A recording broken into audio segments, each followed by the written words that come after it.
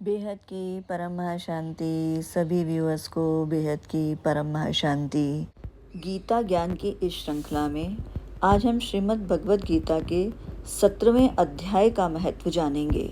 गीता का 17वां अध्याय श्रद्धा त्रय विभाग योग के नाम से भी जाना जाता है।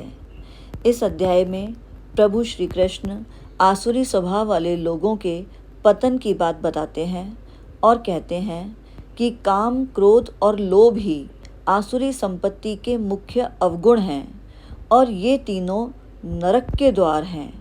उनका त्याग करके आत्मकल्याण के लिए जो साधन करता है वह मनुष्य परम गति को पाता है। सिद्धि की इच्छा रखकर किए गए कर्म से सिद्धि नहीं मिलती है।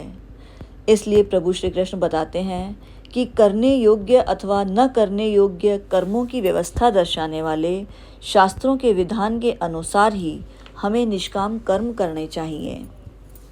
17वें अध्याय के महात्म को भी एक कथा के माध्यम से समझते हैं। एक समय खड्गबाहु नाम के एक राजा हुआ करते थे। उनके पुत्र का दुशासन नाम का एक नौकर था। वह नौकर बहुत ही खोटी बुद्धि का मनुष्य था।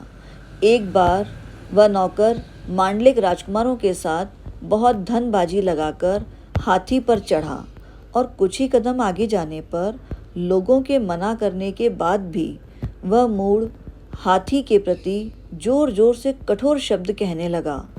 उस नौकर की आवाज़ सुनकर हाथी क्रोध से अंधा हो गया और दुशासन पैर फिसल जाने के कारण पृथ्वी पर गिर पड़ा। दुशासन को गिरकर कुछ ऊंची ऊंची गहरी सांसें लेते हुए देखकर काल के समान निरंकुश उस हाथी ने क्रोध से भरकर उसे ऊपर उठाकर फेंक दिया। ऊपर से गिरते ही उस नौकर के प्राण निकल गए। इस प्रकार कालवश मृत्यु को प्राप्त होने के बाद उस नौकर को हाथी की योनि मिली और वह सिंघल द्वीप के महाराज के यहाँ उसने अपना बहुत समय व्यतीत किया। सिंघल द्वीप के राजा की महाराज खड्गबाहु से बड़ी ही मैत्री थी, अतः उन्होंने जल के मार्ग से उस हाथी को मित्र की प्रसन्नता के लिए भेज दिया।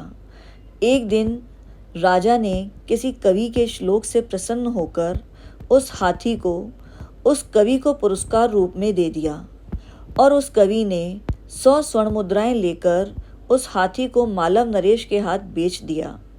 कुछ काल व्यतीत होने पर अर्थात कुछ समय व्यतीत होने पर वह हाथी यत्नपूर्वक पालित होने पर भी असाध्य ज्वर से ग्रसित होकर मरणासन हो गया। हाथीवानों ने जब उसे ऐसी अवस्था में देखा तो राजा के पास जाकर हाथी के हित के लिए शीघ्र ही सारा हाल कह सुनाया और कहा कि महाराज, आपका हाथी बहुत ही अस्वस्थ जान पड़ता है। उसका खाना पीना और सोना सब कुछ छूट गया है।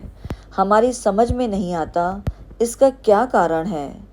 हाथीवानों का बताया हुआ समाचार सुनकर राजा ने हाथी के रोग को पहचानने वाले चिकित्सक कुशल मंत्रियों के साथ उस स्थान पर पदार्पण किया जहां वह हाथी ज्वरग्रस्त होकर पड़ा हुआ था। राजा को देखते ही उस हाथी ने ज्वरजनित वेदना को भूलकर संसार को आश्चर्य में डालने वाली वाणी में कहा, संपूर्ण शास्त्रों के ज्ञाता, राजनीति के समुद्र, शत्रु समुदाय को परास्त करने वाले तथा भगवान विष्णु के चरणों में अनुराग रखने वाले महाराज, इन औषधियों से क्या लेना है? इन वैद्यों से भी क्या लेना है? इनसे क्या लाभ होने वाला है? दान और जप सब भी, इन सब से भी क्या सिद्ध होगा? आप कृपा करके गीता के 17वें अध्याय का पाठ करने वाले किसी ब्राह्मण को बुलवाइए। हाथी के इस प्रकार कहने पर राजा ने सब कुछ वैसा ही किया और उसके पश्चात गीता पाठ करने वाले ब्राह्मण ने जब उत्तम जल को अभिमंत्रित करके उसके ऊपर डाला तब दुशासन गज योनि का परित्याग करके मुक्त हो गया। राजा ने दुशासन को दिव्य विमान पर आरूढ़ तथा इंद्र के समान तेजस्वी देखकर पूछा, पूर्व जन्म में तुम्हारी क्या जाति थी? क्या स्वरूप था? कैसे आचरण थे? और किस कर्म की वजह से तुम यहाँ हाथी की योनि में आए थे? ये सारी बातें मुझे बताओ।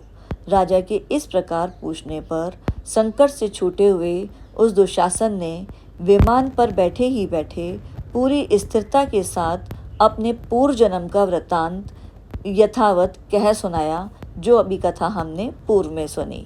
तत्पश्चात नरश्रेष्ठ मालव नरेश ने भी गीता के 17वें अध्याय का पाठ करने लगे और उससे थोड़े ही समय में उनकी मुक्ति हो गई।